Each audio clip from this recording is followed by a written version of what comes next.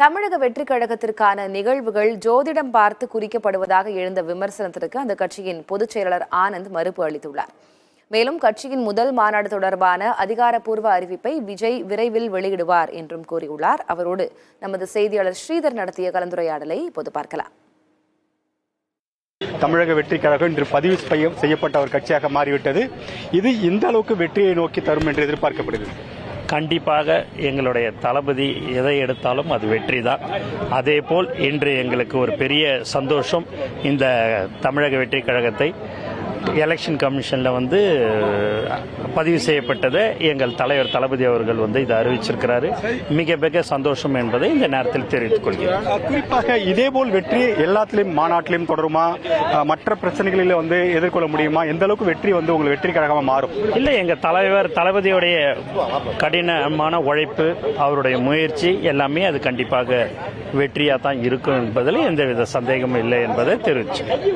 முதல்ல இந்த கோட்டு படம் பெரிய வெற்றி ஏற்பட்டது. கிட்டத்தட்ட முதல் நாளே 126 கோடி வசூல் செய்யப்பட்டது. அந்த அளவுக்கு உங்களுக்கு ரசிகர்கள் இருக்காங்களா? நாடு முழுவதும் உலகம் முழுவதும் எவ்வளவு ரசிகர்கள், எத்தனை கோடிக்கணக்கான ரசிகர்கள் உங்களுக்கு இருக்காங்க? உங்களுக்கு இப்ப நீங்களே சொல்லி இருக்கிறீங்க 126 கோடி வசூல் பண்ணியிருக்குது நேற்றுன்னு. உண்மையா சொல்ல போனா அப்படின்ல உலகம் முழுவதும் தளபதியுடைய ரசிகர்கள் எல்லா இடத்திலும் இருக்கிறார்கள். அது மிக பெரிய அளவில் கோடிக்கணக்கான ரசிகர்கள் இருக்கிறார்கள் என்பதை இந்த நேரத்தில் தெரிவித்துக் கொள்கிறேன். குறிப்பாக எந்த கட்சி தலைவர்கள் கட்சி ஆரம்பிக்கப்பட்டாலும் பெரியார், அண்ணா சிலைகளுக்கு தான் மாலை அணிப்போம். ஆனா நீங்க 3 கோயிலுக்கு போறீங்களே, என்ன காரணத்துக்காக போறீங்க? அனைத்து மக்களுக்காக போறீங்களா? என்ன விஷயம் சார்? அனைத்து மக்களுக்காக தான் நாங்க எப்பயுமே எங்களுடைய கட்சி இருக்குது. அதனால நாங்க அனைத்து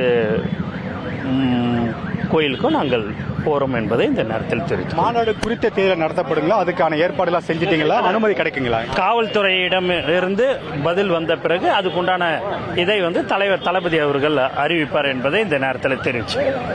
இந்த வெற்றி கழகம் தொடங்கப்பட்டதுல பல்வேறு பிரச்சனைகளை சந்திச்சிருக்கீங்க. இதுக்கப்புறம் அனைத்துமே வெற்றியாக இருக்குமா?